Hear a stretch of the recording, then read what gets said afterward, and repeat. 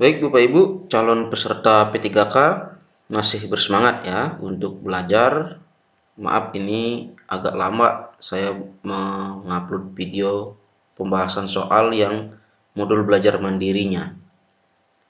Nah, pada video sebelumnya untuk bidang pedagogik sudah saya bahas semuanya, ada 7 ya. Silakan Bapak Ibu cek di link deskripsi setiap video untuk bidang pedagogiknya di sana ada. Nah, sekarang saya akan membahas modul belajar mandiri untuk bidang IPA Fisika, di mana materinya adalah pembelajaran IPA dan konsep IPBA. Baik, langsung saja ke soalnya. Soal nomor 1. Gunung Everest di Himalaya merupakan puncak tertinggi di dunia saat ini, dan ketinggiannya pun menurut para ahli geologi masih terus bertambah seiring waktu. Pegunungan Himalaya merupakan daerah yang berlokasi di antara utara India dan benua Asia. Jika ditelaah dari keadaan geologi yang terjadi, pernyataan mana yang tepat untuk situasi tersebut? A. Terdapat batas antar lempeng konvergen di antara India dan Asia, karena India merupakan masih bagian dari benua Asia. B. Terdapat batas antar lempeng divergen di antara India dan Asia karena daerah Himalaya sering terjadi gempa bumi. C. Terdapat batas antar lempeng divergen di antara India dan Asia karena di daerah Himalaya jarang terjadi gempa bumi. D. Terdapat batas antara lempeng konvergen di antara India dan Asia. India dan Asia merupakan dua lempeng yang saling mendekat. E. Terdapat batas antar lempeng divergen di antara India dan Asia karena ketinggian Gunung Everest masih terus bertambah. Oke, kita lihat dulu clue-nya di sini adalah ya pegunungan Himalaya. Nah, di sini di pilihan ini ada disebut batas antar lempeng konvergen dan divergen. Kita bedakan dulu. Untuk lempeng divergen itu, ini ya. Untuk lempeng konvergen. Konvergen itu maksudnya gerakan lempeng tektonik yang saling mendekat. Ini mendekat, sehingga menimbulkan tumbukan antar lempeng. Nah, apabila lempeng samudra menabrak lempeng benua, maka sisi lempeng samudra akan melengkung dan masuk ke bawah lempeng benua, karena lempeng benua mempunyai berat jenis lebih ringan daripada lempeng samudra. Nah, akibat dari tumbukan ini dapat menyebabkan penujaman yang berupa palung parit samudra dan pegunungan. Nah, ini pegunungan, berarti ini kemungkinan yang konvergen, yang ada kata konvergennya. Nah, contohnya itu adalah palung Peru Chile, palung Jawa, dan pegunungan Himalaya. Oke, ini konvergen, tetapi belum tentu jawaban yang A. Nah, kemudian untuk lempeng divergen, ini divergen, itu merupakan gerakan lempeng tektonik yang saling menjauh. Ya, saling menjauh sehingga menimbulkan retakan-retakan yang menjadi jalan keluar magma. Nah, dari magma inilah dapat muncul pulau-pulau vulkanik baru. Nah, contohnya pulau-pulau yang berada di tengah Samudra Atlantik di perbatasan lempeng Eurasia dan Amerika Utara. Nah, jelas ya, kita cari dulu yang A. Terdapat batas antar lempeng konvergen di antara India dan Asia karena India merupakan masih bagian dari benua Asia. Ya, bukan berarti karena bagian dari benua Asia maka itu jawabannya ya. Berarti yang A salah.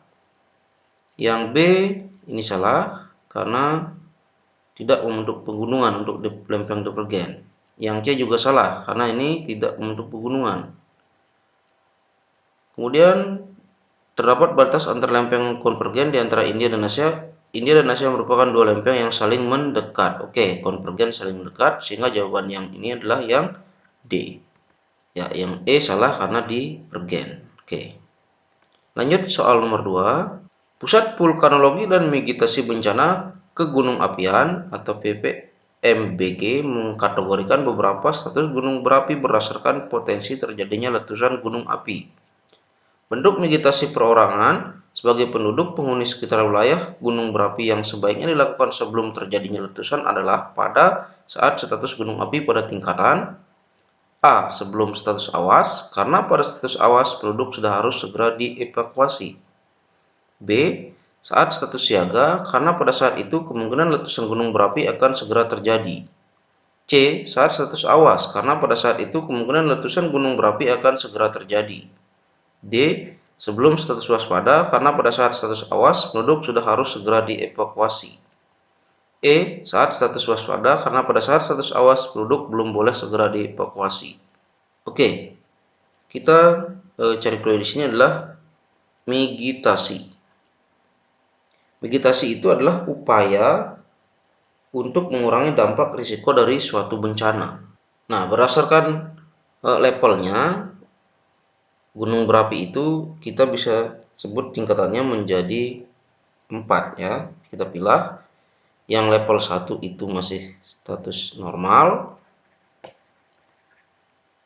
Nah, di mana status normal ini diberikan pada gunung api aktif tanpa aktivitas membahayakan atau aktivitas magma, belum terjadi ya. Nah, pada level ini instansi terkait melakukan pengamatan rutin serta survei dan penyelidikan pada gunung api tersebut. Nah, kemudian yang kedua ini status waspada. Status waspada diberikan pada gunung api yang memiliki aktivitas di atas level normal dan ditandai dengan meningkatnya aktivitas seismik dan vulkanik, adanya sedikit perubahan aktivitas magma, tektonik, dan hidrotermal. Nah, pada level ini badan terkait akan melakukan sosialisasi pada pihak terkait dan masyarakat setempat. Kemudian untuk level ketiga itu adalah level siaga. Nah, level ini ditandai dengan peningkatan intensif pada aktivitas seismik. Nah, pada level ini juga instansi terkait akan melakukan sosialisasi pada wilayah yang terancam terkena dampak dari bencana tersebut dan segera menyiapkan sarana darurat. Kemudian yang keempat ini adalah level awas. Nah, pada level ini gunung api akan segera atau bahkan sudah meletus. Limpatan tingkatannya. Nah, sehingga untuk mengurangi dampak dari bencana itu atau migitasi perorangannya ini, maka dilakukan sebaiknya pada tingkatan ya biar tidak terlambat ya, biar dampak dari resiko bencana itu sangat kecil kemungkinannya, maka sebaiknya dilakukan sebelum status waspada. Karena pada saat status awas penduduk sudah harus segera dievakuasi. Jadi jawabannya yang D. Lanjut ke soal nomor 3. Perhatikan gambar di bawah. Ini temperatur global. Untuk yang warna biru inilah suhu rata-rata per tahun. Yang merah suhu rata-rata per 5 tahun. Kemudian di tabel ini adalah jumlah karbon dioksida setiap 20 tahun ya.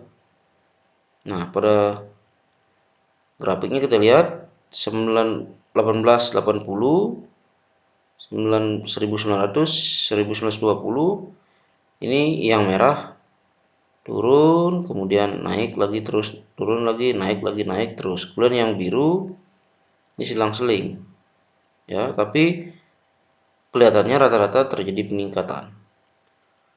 Kemudian untuk di tabelnya ini setiap 20 tahun itu mengalami peningkatan terus, bertambah terus.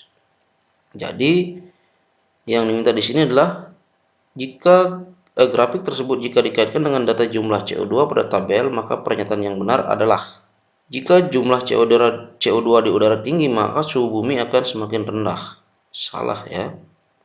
Pola rata suhu bumi terus meningkat setiap tahunnya seiring dengan bertambahnya jumlah CO2 di udara. Ya, ini yang benar, yang B. Oke, lanjut soal nomor 3. Fenomena geologi yang dapat ditemukan pada lempeng bagian B kecuali. Ya, lempeng yang bagian B ini ya. Nah, kecuali di sini adalah yang E, palung samudra. Di bagian B ini bisa ditemukan punggung samudra, gunung berapi juga bisa, zona subduksi bisa, dan sesar juga bisa. Oke, lanjut soal nomor 5.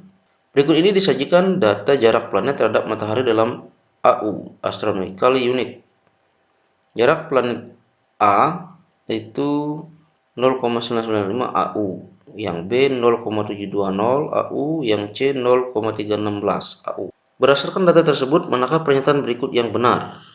Ya, yang A, planet A memiliki skala rotasi paling lambat. Rotasi itu kan perputaran pada porosnya, berarti tidak terlalu pengaruh ya jarak planetnya ini terhadap matahari, berarti bukan.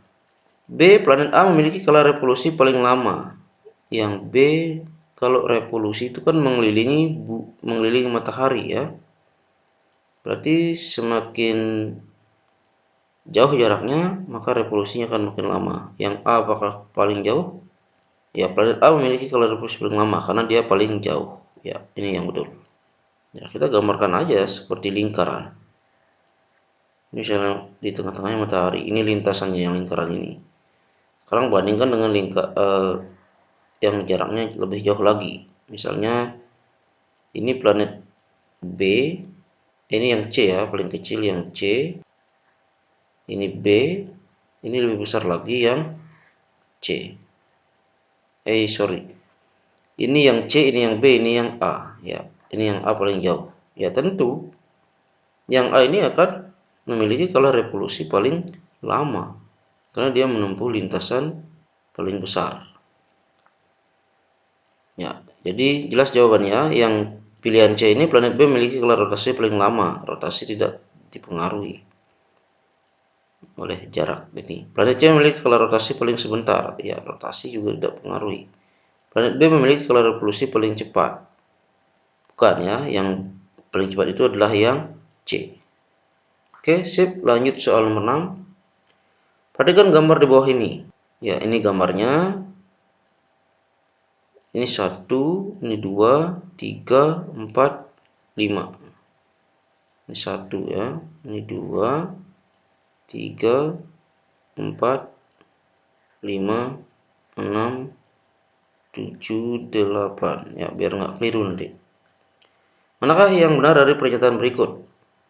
Yang A, 567 adalah ciri-ciri dari Jupiter. 567. 56 ya, bukan ya.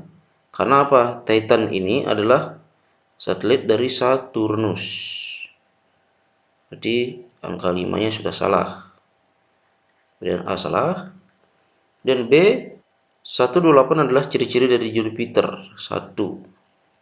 Nah, Jupiter bukan ya. Ini planet bercincin ini adalah miliknya Saturnus. Berarti satunya ini salah. Ini juga bukan. Pilihan B. 134 adalah ciri-ciri dari Saturnus. 1, Saturnus ya, planet bercincin. Yang 1, 3-nya. Yang 3 ini nggak kelihatan ya tulisannya. Kemudian yang 4 ini Mimas dan Enceladus. Yang 4 betul, yang 1 betul, yang 3 ragu-ragu karena nggak kelihatan. Oke, kita lewati dulu.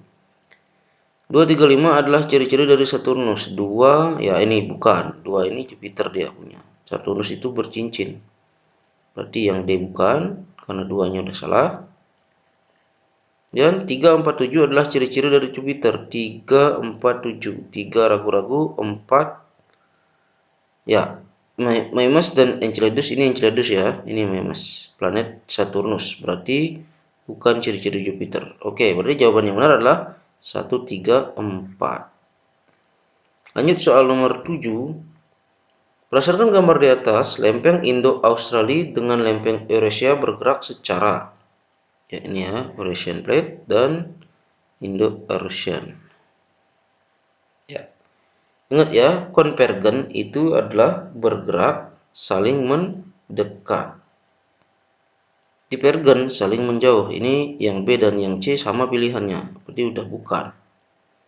Yang D salah juga, tidak bergerak, kan minta bergerak dia. Transformasi juga bukan. Berarti jawaban yang benar adalah bergerak secara konvergen, saling mendekat.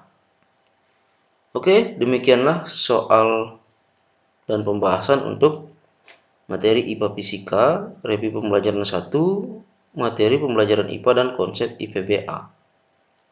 Jangan lupa bagi Bapak Ibu yang baru bergabung untuk subscribe dan aktifkan tanda lonceng agar nanti ketika saya upload video berikutnya Bapak Ibu mendapatkan pemberitahuan pertama kali.